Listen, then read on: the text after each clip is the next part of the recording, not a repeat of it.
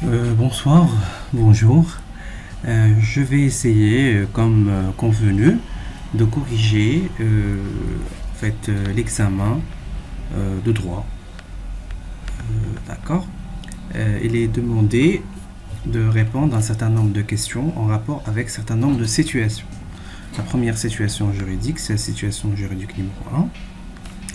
Je vous ai donné un certain nombre de problèmes, de points de discorde. Et j'ai essayé de vous demander de voir est-ce que c'est légal ou c'est pas légal et justifier. Alors le premier point de discorde, la demande de congé de M. Zarouali, embauché il y a 7 mois, a été refusée. Motif invoqué, il faut 12 mois pour bénéficier des congés annuels payés. Alors, ici, comme vous le savez, il faut tout simplement rappeler que dit le Code du travail.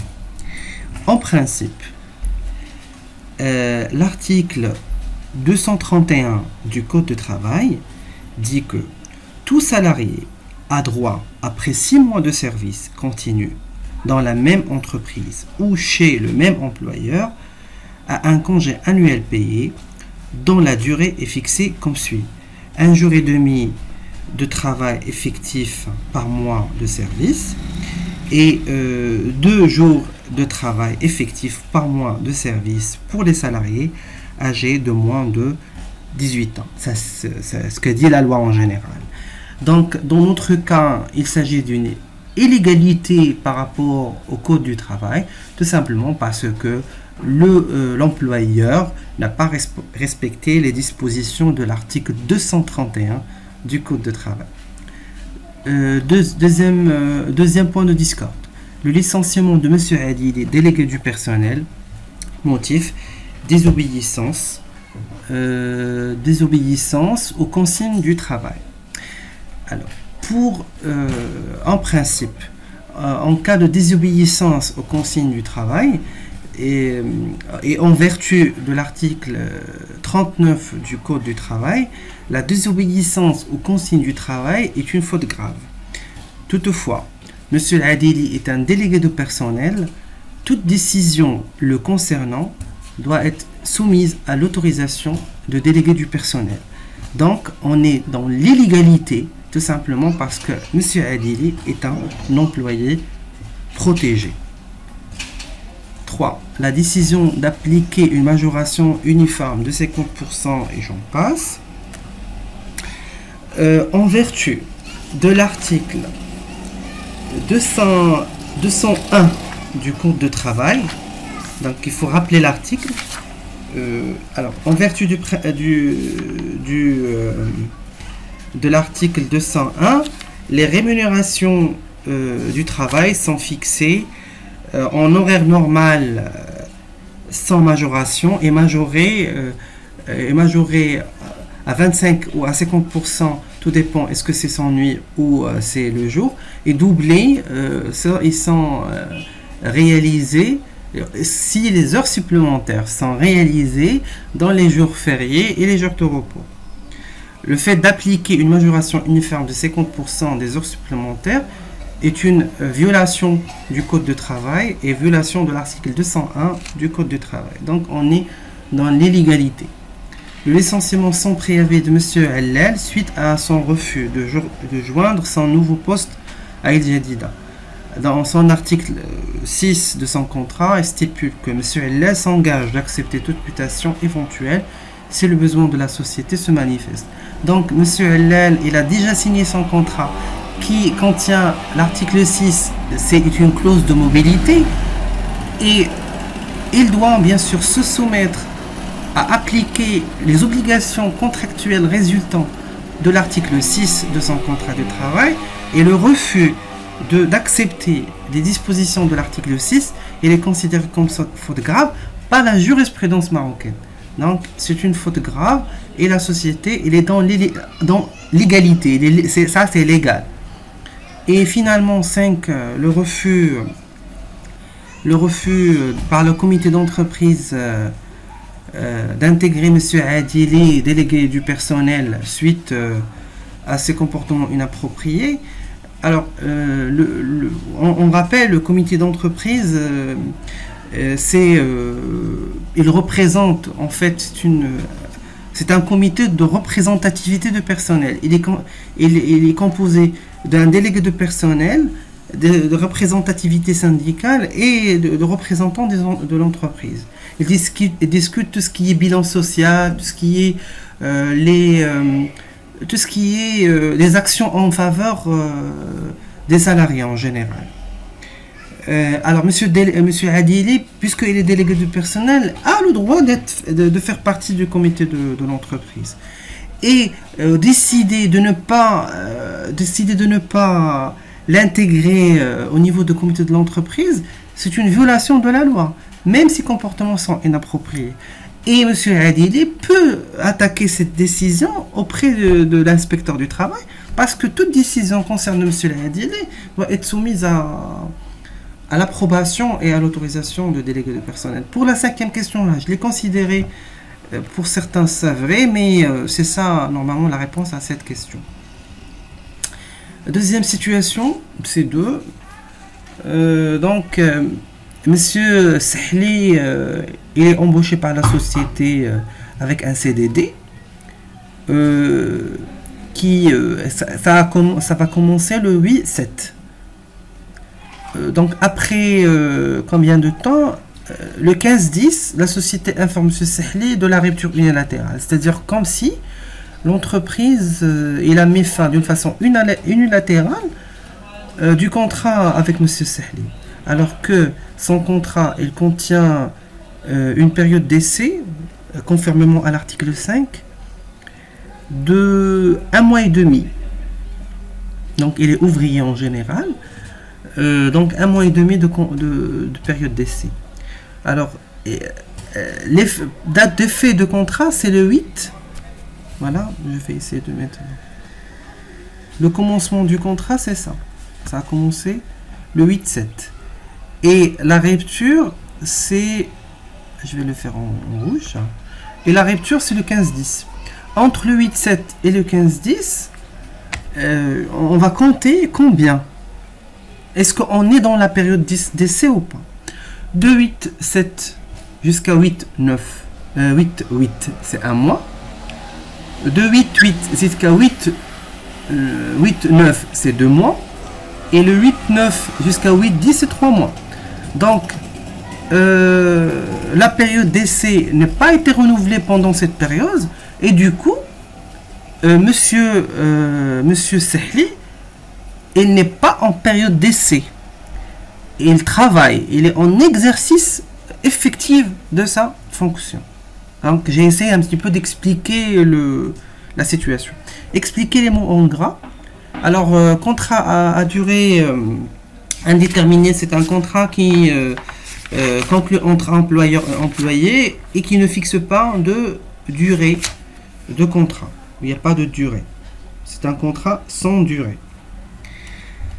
La rupture unilatérale, c'est-à-dire la rupture de la part d'une seule partie de contrat, que ce soit de la part de l'employeur ou de l'employé. La rupture unilatérale du contrat de monsieur était légale, justifiée. Donc en principe, le contrat pourrait être peut être rompu lors de la période d'essai sans préavis ni indemnité. Toutefois, s'il a passé 8 jours, et il a le droit des préavis avant de la rupture, de 2 jours ou de 8 jours.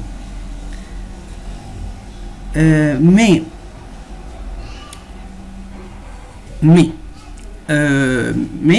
monsieur Sahli, il n'est pas en période d'essai. Et la rupture unilatérale de son contrat, elle n'est pas légale.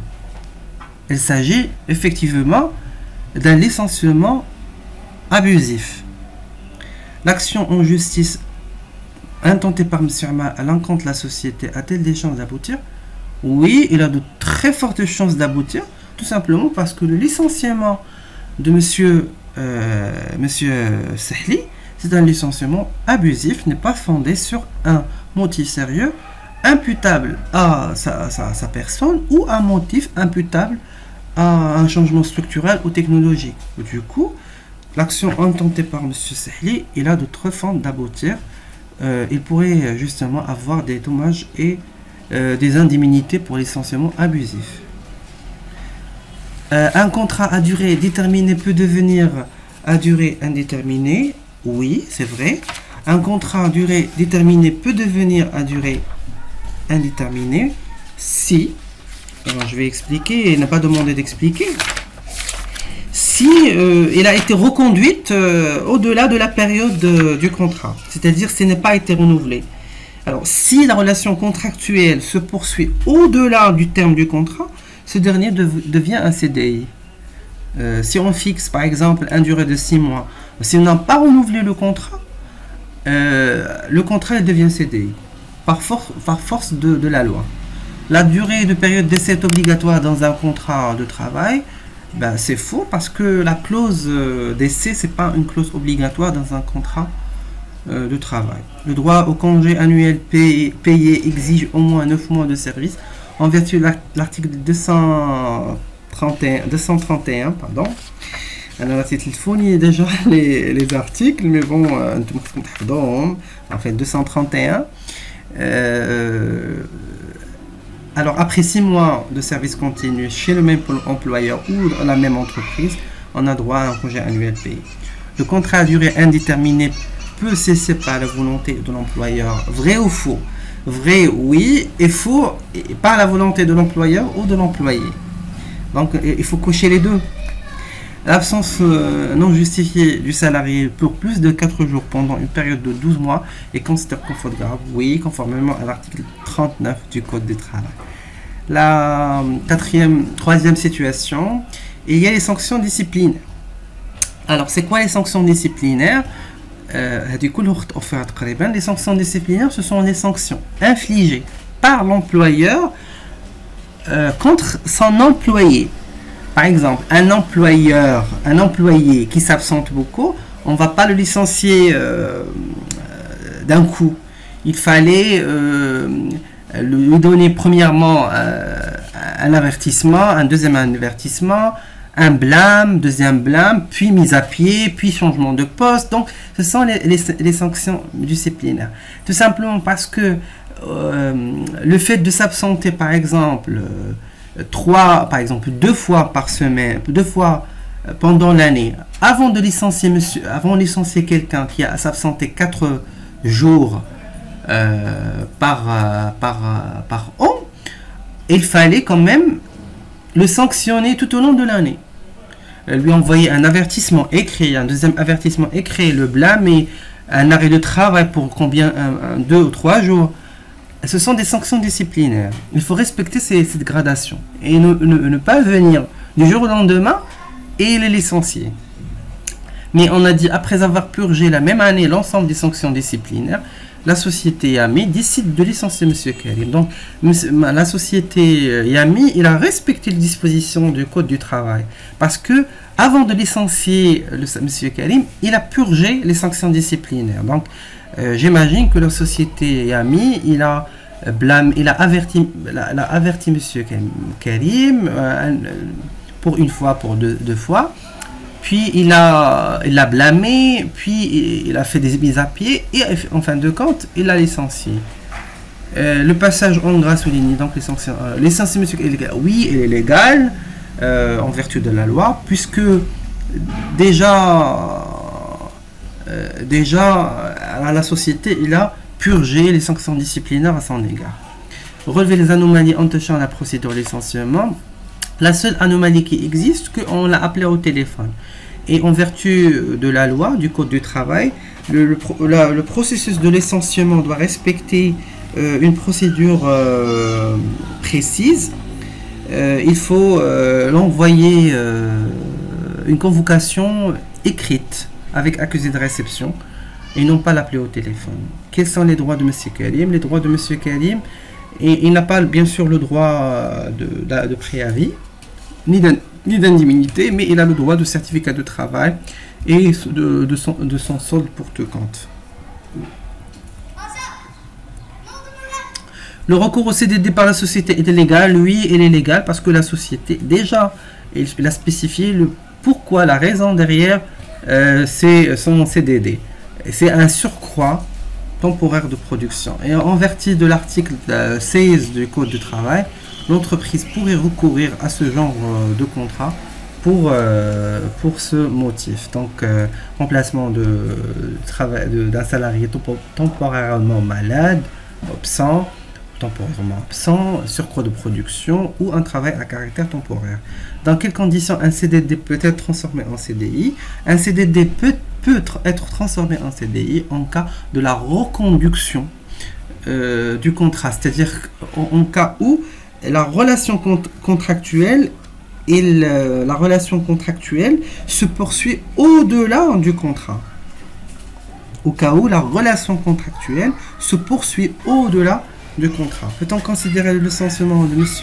Saïd et pour faute grave en vertu de l'article 39 qui a spécifié à titre non limitatif des fautes graves, M. Saïd, le licenciement de M. Saïd ne peut être de faute grave tout simplement parce que le manque de prudence dans son travail et dans son impossibilité à s'adapter à l'esprit de groupe n'est pas considéré en vertu de la loi comme une faute grave. M. Saïd a-t-il droit aux indemnités de licenciement? M. Saïd n'a pas de droit d'indemnité de licenciement parce qu'il s'agit d'une rupture anticipée d'un contrat CDD. Donc il a le droit des indemnités, des dommages et intérêts, donc des indemnités qui couvrent la période entre la date de rupture du contrat et la date de fin de son contrat. C'est tout? Ben, c'est tout. Alors sur ce, je vous dis bon courage.